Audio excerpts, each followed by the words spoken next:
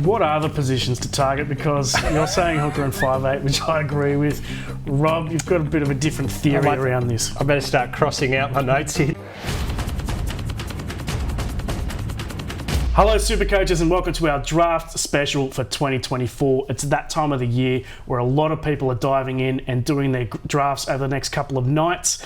Rob Sutherland is in the studio. How is your draft preparation going, Rob? As well as it ever does, Thomas. I've only done well in one draft. It was one where I filled in on a Wilson selection and I did no preparation. I never edited my team and I came second. It's easy. Huge. Easy as in, well, going from a guy who has put in absolutely no effort whatsoever into this show, we go to the committed Wilson Smith, who has COVID. He's coming to us via Zoom. He's written a whole bunch of draft stories this year. He's probably the most prepared bloke I've seen when it comes to draft. How's your team shaping up? They're going good. I'm only in 2 draft leagues this year. I've had to cut it down to try and actually shut my mates up and win my my home leagues. But I've done my drafts already and went pretty well in both of them. So I'm relatively happy. Wasn't there a scandal one? Yeah, it's just coming back to me now, where you were the commissioner in a league. Yeah. What happened there? Look, I don't know a lot about NRL draft, but I know a lot about collusion. Yeah. And everything I've learnt about draft, I learnt from television. And so someone made the mistake of making me commissioner. It was great because Wilson was flying, right? Wilson was unbeatable. And basically 3 of us just got together and traded everything towards one team to beat him. And Wilson was ropeable. I learned a lesson. I don't think I've ever been madder than I was. Even Wilson mad is not particularly mad. Oh no, he was mad. He was mad. I very rarely do I think, you've gone too far, Rob. But this is one of those times. Well, tell us, you got any good stories from the last week, SuperCoach related? No, I've got nothing SuperCoach related. I do have a huge congratulations to my son Harry. Always use this as my chance. He came 7th in New South Wales in his youth bouldering titles. So well done, son. Bouldering titles. And I want to have a little rant, which is because it came up today, but it does bug me. It's like a consistent thing. If you go into a toilet, right, and there's an odd number of cubicles. And I always take like the left or the right? Like, and then someone comes in and they could leave a gap for the privacy, but they take the one next to you. It really annoys me, Thomas. I absolutely hate that too. You need that space in the middle. It's just a no-no. My draft-related story. Oh, we're going to talk draft. Okay, sure. So SuperCoach has signed with Swish. Swish is like our new one of our new sponsors for SuperCoach. So you can get me on Swish. We're trying to get Rob on Swish. He's very reluctant to get on there. Thomas, I have a fragile ego. It'd be devastating to make myself available and then only my mum reaches out and it's for her birthday. I'm actually getting a bunch of requests at the moment, and so a lot of them are for draft orders. And I order them on the names, basically. I just want the good names. Check out some of these names from the draft order that I did the other day. Type 2 Siphides. I like that. Which I think is brilliant. ACDCE, which I think is quite good. Yeah. And Living the Jareem. Some really solid names. So hit us up on Swish. There's some good deals coming through as well with SuperCoach, which we'll be announcing soon. Wilso, what's your big story of the week? So a bit of a funny story that happened in one of my drafts the other night. I'm a bit of a psycho when the drafts are on, and I actually keep track of every single position that every other team has filled. And I noticed super early in the draft that every other team had a fullback, but that Dylan Edwards was still on the board. So I was like, sweet, I can just leave this for ages and just draft Dylan Edwards later in the draft. And right when I was about to draft him, the guy picking directly before me took too long with his pick and auto-drafted Dylan Edwards out from underneath me. Devastating. So as soon as the draft ended, I had to hit him up with a trade offer. So I'm always telling people, you got to try and get value where you can. But in this case, I think I waited a little bit too long. Will, so you are the draft master. You said you're only in 2 draft leagues this year, but you've been in as many as, I don't know, 7 or 8, I think. What are your biggest sort of top 2 tips for drafting? I think the most important tip is in the first 2 to 3 rounds is just don't do any dumb picks and just take the best guys that are on the board. In one of my leagues the other day, in the second round, someone drafted Chance Nickel-Clockstad. Wow. Which was way too early. And Hamale Olakwatu, who is good, but he's not second round draft pick good. So, I mean, at that point in the draft, they were just taking those guys over significantly better options on the board. So I think the most important tip is to just take the best guys on the board early. But I think the second most important tip is during those early rounds, if you can, try and get the guns in those spine positions and those positions with really low depth, like hooker and 5'8". So what are the positions to target? Because you're saying hooker and 5'8", which I agree with. Rob, you've got a bit of a different theory around this. I better start crossing out my notes here, Tom. Yeah, I understand that the concept is, positions, limited positions, take them early, but that's not how I do draft. I load up on centres. Everyone else, right? Everyone else is taking hooker and 5'8". There's only 2 or 3 good players. Centre wing, I do draft completely differently from how I do classic, right? Take Val Holmes, take Asako, take Marzu, and then at the end of it, when people want to come and do trades, become commissioner and just cheat. Now, it works. Oh, wow. Yeah, you can't argue with it. Right. Got to recover from that a little bit. Who are our top picks? For me, I did have Harry Grant because of that lack of depth at hooker.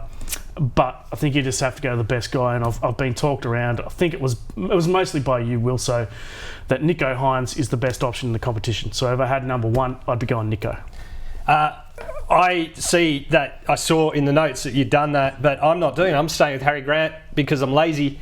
I still think he's hands down the best at his position, and I'm looking for gaps. There's not a Harry Grant to cook gap at any other position. I think there's always a 2 that's as close to the 1. I don't think there is at hooker, except possibly, but we'll discuss him later. Will, so who's your number 1? Look, I do think it's important to get a good hooker, so I do like Harry Grant. But if I had the 1 or 2 pick in the draft, I would just be taking whoever out of Nico and Nathan Cleary is still on the board. But in saying that, I had the 4th pick in one of my drafts the other day, and Harry Grant slipped to me. So I did take him with my first overall pick. So he's definitely up there for me. And the other thing for me is that I think this year fullback depth is just like insane. So I'm a bit down on all fullbacks in the early rounds, unless you've got the new flex option in your league, in which case I would be drafting 2 fullbacks with my first 2 picks, I think. Yeah, so can you elaborate on the flex option a little bit more? You get a player who's not in your starting team come into your starting team, so you can play 2 fullbacks, is that right? Yeah, it's essentially just an extra position in your starting team where you can play any player from any position. So, like in Classic, where a lot of teams' strategy is to just go big at fullback and have 2 gun fullbacks. And now that's an option for some draft leagues as well. Beautiful. Let's talk. We're going to run through. We're each going to pick 3 players who we think should be a bit higher than other people think. I'll go first in Clint Gutherson, who is the most durable player in the competition. Now, when I draft, I'm not really big on the waivers. I don't do much during the season, so I need to get my team right from the start. And Gutho has only missed 2 games in the last 4 seasons. Durable as, he's always at the top of that, not just the fullback position, but in the top 10 for overall players as well. So I think Gutho should, for me, he's top 10, but a lot of other people have him well under that. I freaking love the waiver wire. It's like, that's one of the other reasons, the only reasons I play draft. I just like going, it's like Christmas. You can just keep restocking yourself. My first guy is Api Coruscant. And that's having spoken up Harry Grant at number 2. Yeah, stick a line through it, Thomas. I saw that, I didn't care. Having talked up Harry Grant as being unparalleled.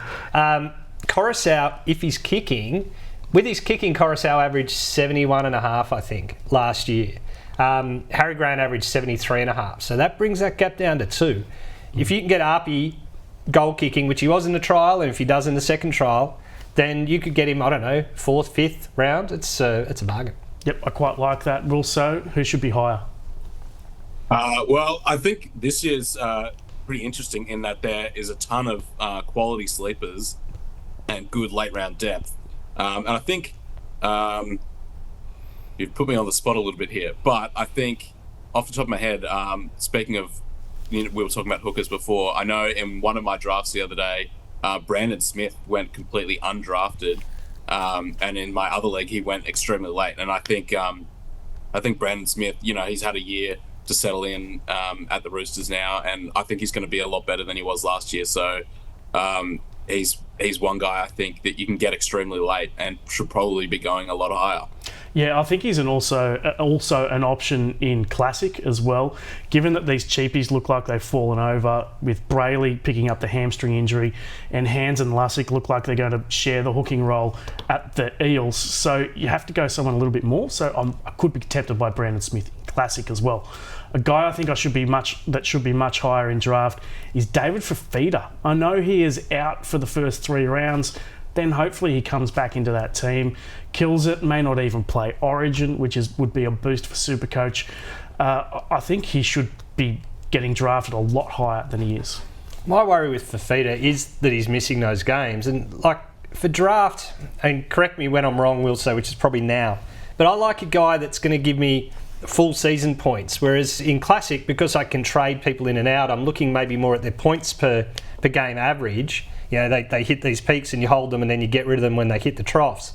But it's good to get that sort of like a Jermaine Hopgood. I think over the course of the season scored more points than Fifita, just doesn't score them as quickly. So for me in draft, I prefer someone like that. Yep.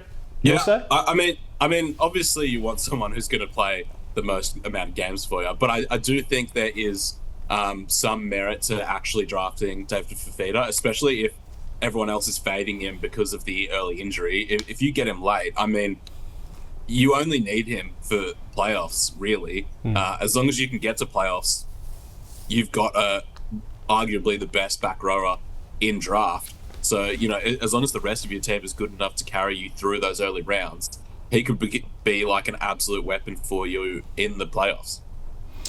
Just a reminder that for round 1 teams, or not a reminder, it's an announcement really. Round 1 teams, Rob and I will be live reacting to the round 1 teams. So we'll be starting the potty at, let's say, 3:50, 3:55, and then the teams drop at 4 o'clock. So it's going to be absolute chaos for round 1 and hopefully for the rest of the season as well.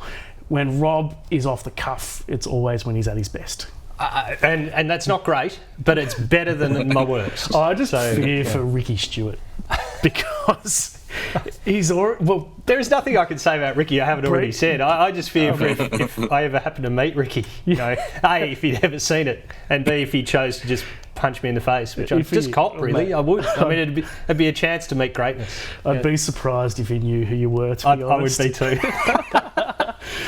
Speaking of Ricky Stewart, breaking news today from Buzz Rothfield is that Chevy Stewart won't be fullback for round 1, so we've lost a cheapie there for Classic. Certainly don't draft him as well, and Jordan Rapana has that fullback position locked in. Let's move to guys who we think should be lower on the draft list. I'll start with Tino for Asamoah, who I think is... I mean, he's sensational. I want him in my Classic team and I want him in my draft team. But the back row and front row are both positions. He could top those positions, but there's also massive depth there. So I'm definitely concentrating on other positions before Tino.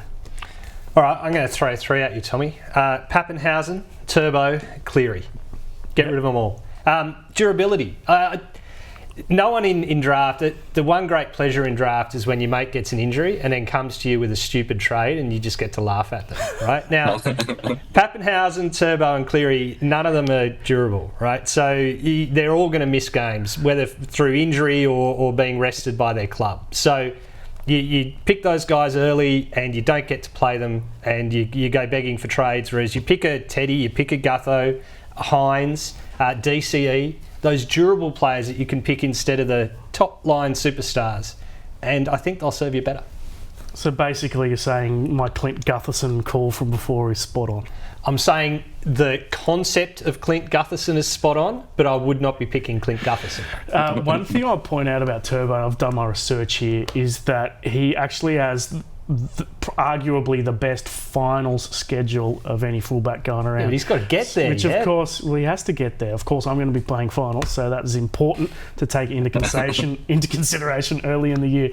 You automatically go into finals in drafts, so isn't that part of the Sangster QR situation? No, it's not how it works. That's how I've heard it, people. Hit us, let's say, we're running out of time, so maybe hit us with two guys who you think should be a little bit lower on the list. Well, I think all fullbacks in general should be a bit lower because fullback depth this year is just insane compared to like the last 5 years, and obviously all centre wings. But particularly, I'd say Reece Walsh. For me, I could still get around him being a first-round pick, but I think he's sort of later in the first round. Obviously, his ceiling is insane. But compared to some of the other gun fullbacks, I think his floor is also extremely low. So he's probably one of the sort of first-round guys that I would be pushing down my rankings. Yep, big call there. Let's do some sleepers, guys, because Wilso's written a great story on the draft sleepers, which is getting some great stats right now. These are the guys who, it's on the other page. Look what size have you printed as well. You could easily have fit that onto one page. I'm not very technically literate. You can't use a printer, far out. You work in digital news. How about that? A sleeper, a guy who you think you can get quite late. For me, Blake Brayley is very underrated.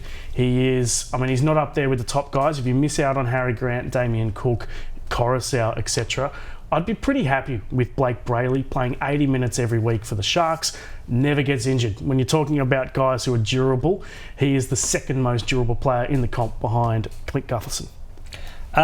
Look, I think we've already mentioned the fullback. Scotty Drinkwater is, I think, the fullback that doesn't get mentioned enough in the conversation of the elite. He had the highest non-goal kicking point per game average of any player. The other one is Taniela Paseka. I was kind of keen on him in Classic. I know, Thomas. I know front row is full and second row there's lots of options. But I think this year Paseka joins the elite front row range and you'll get him near the end. Yep. Wilso, who's your number one sleeper? You did an update to your story today, which is pretty good. I'd cast my eye over it before. Who are you picking? I think the big addition to my sleeper rankings this morning was Jaden Salmon. I think maybe he's won the lock roll. He's named to start there this week and started there last week and looked pretty good. And he's the kind of guy that could easily go undrafted. So you can get him extremely late. But I think my favourite sleeper is Dylan Lucas at the Knights. Nice. He really passed the eye test and he's got a handy dual position, which I think is even more important for draft than it is for Classic. And he's that kind of guy that you can get extremely late. We've got a surprise segment on the run sheet. I haven't told you about this at all, fellas, because I want real reactions. I'm just going to hit you with some names and tell me what number you would pick them in the draft. Rob, I'll go with you. Munster. 8. Wilso, Scotty Drinkwater. 10.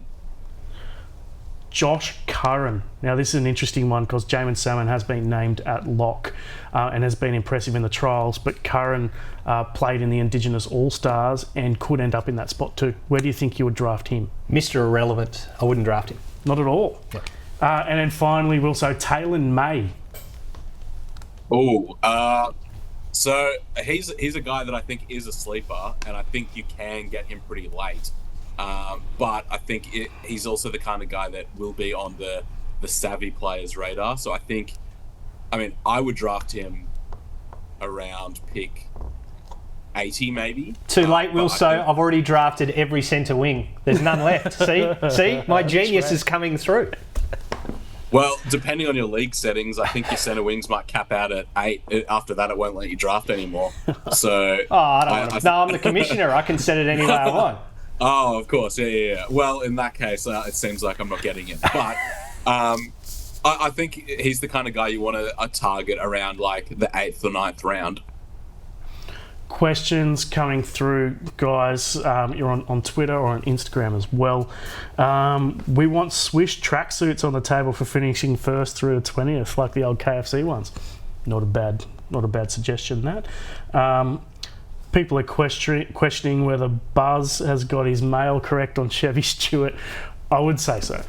He's got pretty good source. He's got good sources on that one. That is locked in. Are you guys from the SuperCoach Whisperer? Are you guys running an AE in any position this year? 5'8" and hooker being the two prime candidates. It's a good call, certainly hooker, because there's no real cheapie there with Brayley getting that injury and Hands and Lussick probably not going to come through. If Coruscant's, this is classic, right? If Coruscant's kicking, which I think he is, then I am... my next version, I'm going to rejig my team and try to work out how to have him as a second hooker. Yeah, same here. Either him or Brandon Smith, depending on how much cash I've got with Harry Grant as the starter. The other position where it's not quite an AE, but you could run with a cheapie who only plays the first couple of games and then drops out. I think the fullback from the Warriors, whose name has escaped me, Charles Nickel-Clockstad, because he's out for the opening couple of rounds. So the guy named there for the trial this week could play, let's say, 2 games and then drop out and then become an AE. That's about it for our draft show. Big thanks to Rob for all your analysis. And a massive thanks to Wilso, who not only is coming to us with COVID, but also he doesn't start until 4 o'clock tonight. So huge effort from you, Wils. Good luck with your drafting. We'll catch you next week.